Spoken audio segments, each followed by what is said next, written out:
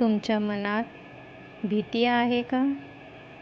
मग ही काही वाक्य रोज ऐका आणि स्वतःला मजबूत करा. मी माझ्या भीतीला स्वीकारते आणि त्यावर मात करते.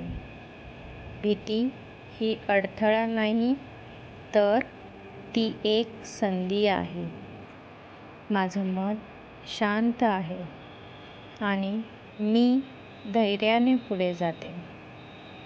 मी ज्या काही गोष्टींना घाबरते, त्यालाच सामोरं जाण्याची ताकद माझ्यात आहे. मी माझ्या भीतीवर विजय मिळवत आहे. प्रत्येक दिवस मला अधिक आत्मविश्वास देतो. भीतीवर मात करायची आहे.